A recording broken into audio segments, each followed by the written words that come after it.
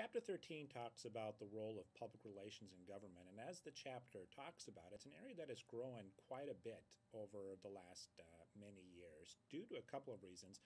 One being, of course, is that government has gotten bigger. Since the 70s, there's been an increase of number of different new federal agencies and departments, and of course, with those agencies and departments, you have a communications arm that is tied to that. So, bigger government is part of it, but also government recognizes, now more than ever, how important it is to have a good communications infrastructure in place to communicate effectively to the American people what government is doing, largely because there's a lot of skepticism sometimes over what government is doing or isn't doing for people. So having good ethical communications practitioners in place is really a critical component of any government agency these days.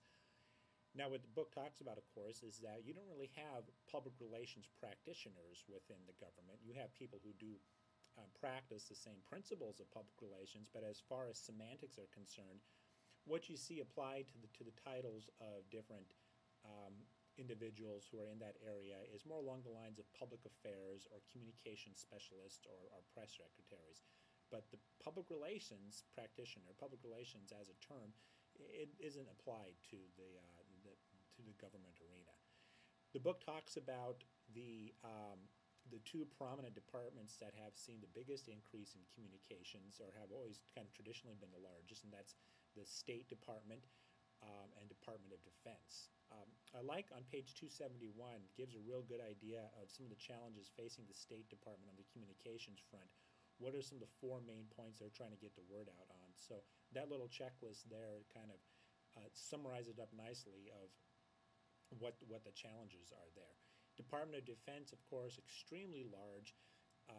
You look at the number of communications people who are working within the Army, the Navy, the Air Force, and the Marines, and the Department of Defense as a whole, and certainly the role of the communications specialist within the Department of Defense is enhanced greatly during the time of war.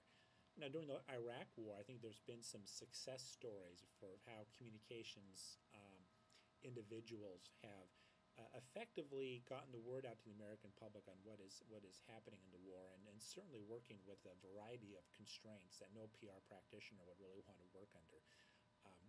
Great example of a success is the use of embedded journalists who serving almost on the front line with soldiers in the war, to be there and really get an accurate feel for what is happening, not just on our front, but with the Iraqi people as well.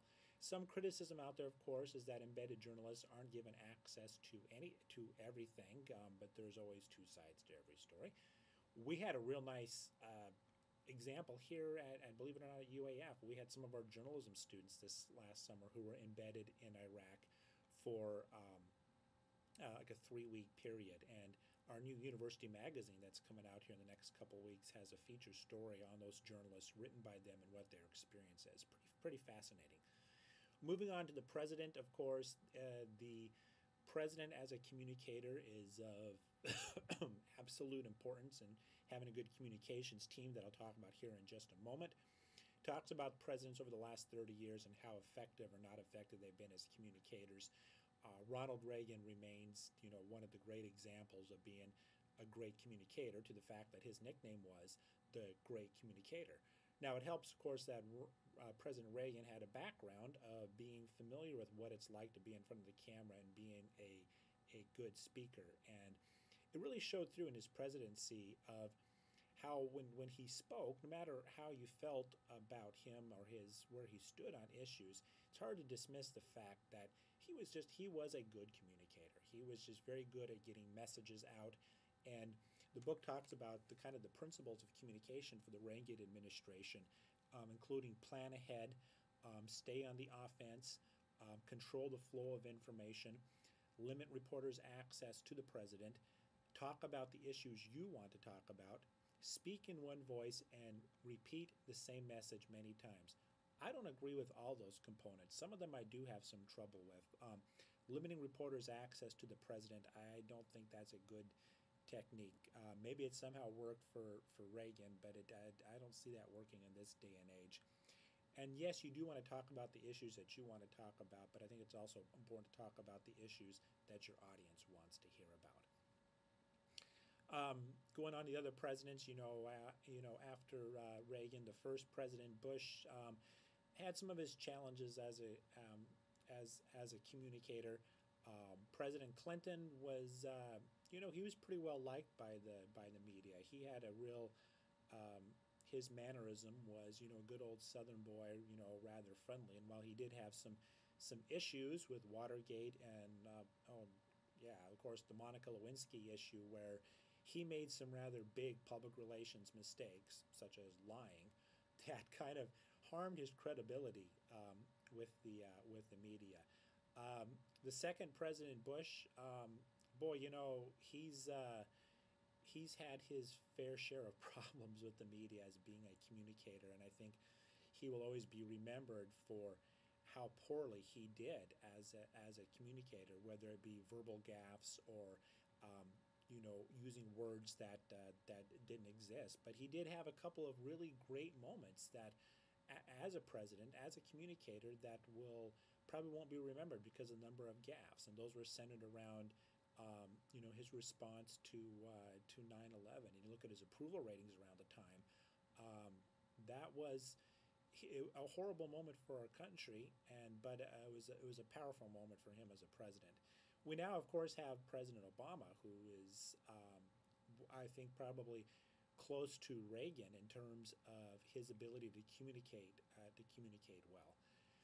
The book talks about the press secretary, which the book says is probably one of the hardest jobs in the presidential office next to being president, and would be a challenging job. The role of the press secretary is to communicate to the public and to the media the issues and how the administration weighs in on a particular topic. So if you don't agree with the administration, you're going to have a hard time standing there in front of the Washington, D.C. press corps, microphones in your face, cameras flashing, difficult questions, zinging your way left and right, and doing a good job. And it's why the press secretary can't just be out there communicating how the president feels about something. Press secretary has to be an advisor to the president too, and saying, okay, I understand what you're saying, sir, but this is how this could be perceived by the media, or how the people might feel about this. Let's talk about this. Some more. And certainly we've seen within the last Bush presidency some challenges on the press secretary side. Scott McCallum, who was eventually sort of kind of ousted from his department. He went on to tell a tell-all book about the challenges of being a press secretary to President Bush. President Obama's press secretary, I'm trying to remember his name, Gibson, Robert Gibson, is you don't see him a lot, and that's because President Obama is the one who is in front of the microphones, in front of the television cameras. Some say too much, but he's really taken on the role in some ways of being that spokesperson for the office of the president, and it's because he does it so well. Finally, the book goes on to talk about lobbyists and gives you a good definition of what a lobbyist is and some of the challenges facing lobbyists. Again, public perceptions of lobbyists, people like Jack Abramoff, who have been some rather scandalous acts over the last few years, and has really tainted the profession of being a lobbyist.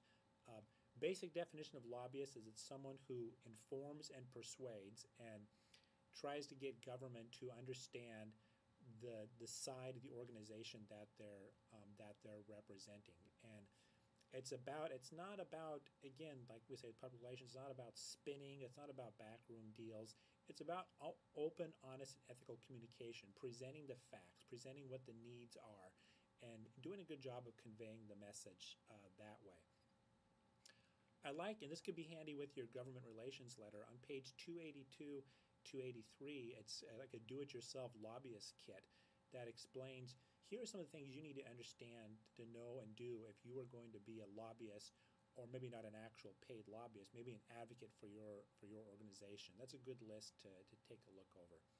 And finally, the book closes talking about the role of local government, which is residents here in the Fairbanks North Star Borough, communications people here with our organization.